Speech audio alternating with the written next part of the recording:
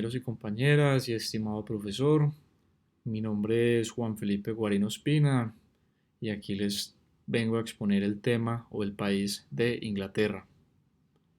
En la parte superior podemos ver la bandera de Inglaterra y en la parte inferior de ambos extremos vemos el escudo del Reino Unido y la bandera del Reino Unido, o como originalmente se le llama, que es United Kingdom.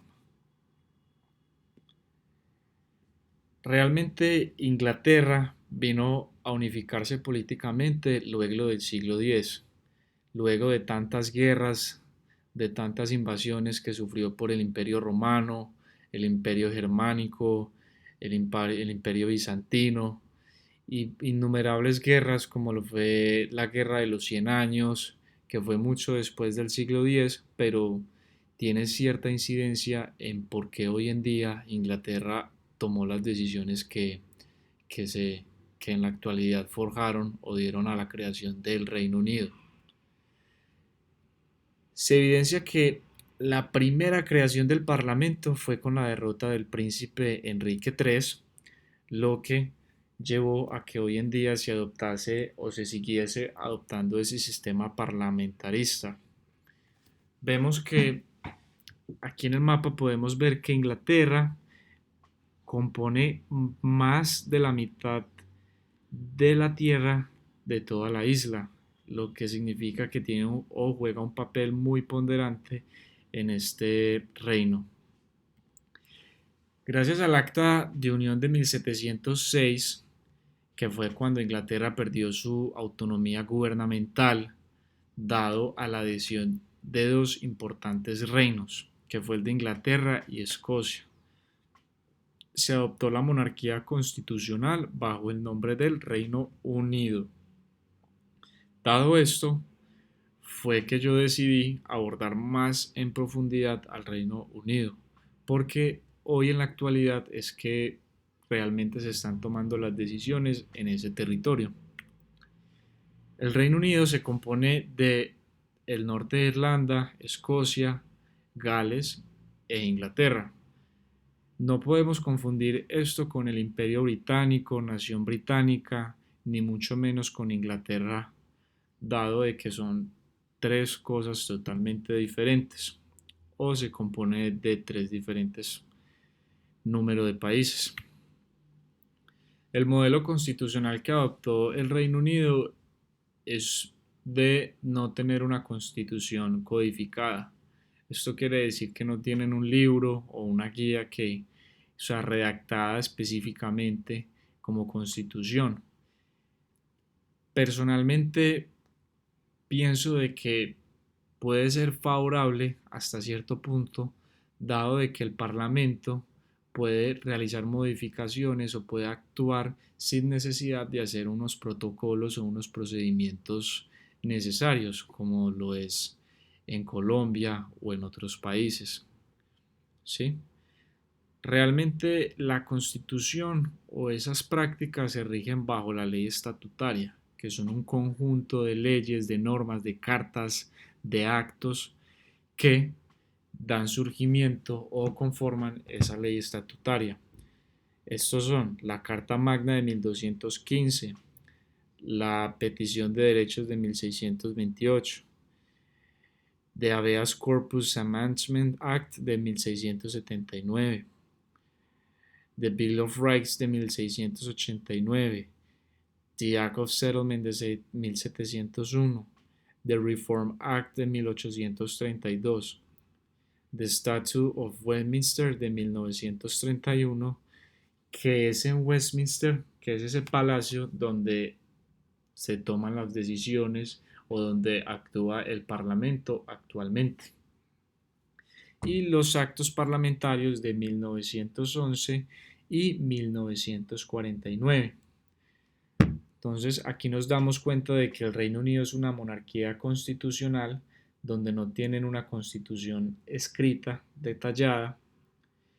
El Parlamento de Reino Unido se compone básicamente de dos cámaras importantes que son la Cámara Baja o la de los Comunes y la Cámara Alta, también llamada la Cámara de los Lores. Ambas participan conjuntamente en el Palacio de Westminster. Un suceso muy importante fue el acto parlamentario de 1911. Esto fue que los lores le dieron, pues básicamente se otorgaron como un cierto de devoluciones donde se les otorgaron ciertas autonomías en competencias ejecutivas y legislativas a los países que conforman el Reino Unido. Estos fueron Londres, Escocia, Gales y otras dependencias de la corona, que son las islas de Jersey, islas de Guernsey y las islas de Man, muy conocidas actualmente. Aparte de eso, en ese acto parlamentario se les quitó cierto poder a la Cámara de los Lores, que fue esa capacidad de poder vetar leyes, siendo así la Cámara de los Comunes quien tiene más ponderancia en la toma de decisiones y en la aprobación y creación de leyes. Tenemos otro pilar fundamental del modelo constitucional, que es el Common Law. El Common Law es básicamente cómo se interpretan el derecho estatutario. Este también viene acompañado de trabajos de autoridad que también sirven de guía para la interpretación de las leyes o de estos trabajos, las convenciones constitucionales que tienen un efecto en el sistema jurídico del Reino Unido y específicamente en el Parlamento. Los órganos del poder de este reino son muy peculiares, pero muy asemejados o muy semejantes a cómo se maneja en Colombia. En este caso, tenemos a la monarca Isabel II y al primer ministro Boris Johnson. La estructura de gobierno se compone de la siguiente manera: una monarquía, que es el jefe de Estado y cabeza de la Iglesia de Inglaterra, que en este caso es la reina Isabel II. Tenemos la rama legislatura, que es el Parlamento, que se compone de dos cámaras, o sea, bicameral, que es la Cámara Baja y la Cámara Alta.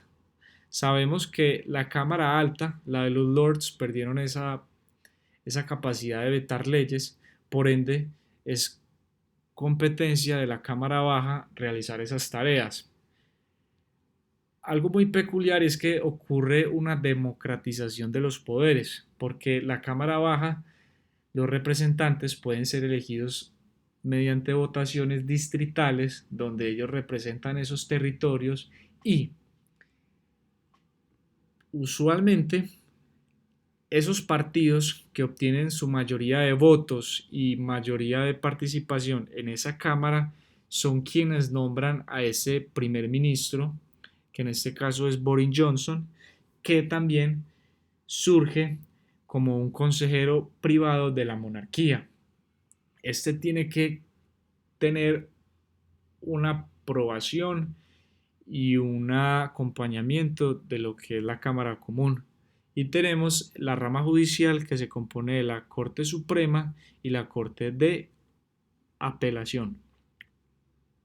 Aquí podemos ver las dos cámaras: la Cámara Alta de los Lores, que también se compone de obispos, lores, reyes y personajes influyentes.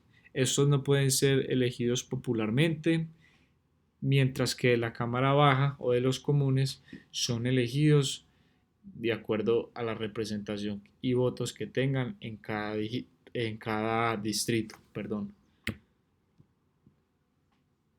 la Cámara Baja podemos ver que es un régimen bipartidista. Solamente son dos partidos que usualmente tienen la mayoría de los votos y participación en esta Cámara, que es el Partido Laboral, conocido mayormente como la oposición, que practica doctrinas políticas de centroizquierdistas, mientras que el Partido Conservador, que compone la mayoría, adoptan doctrinas centroderechistas.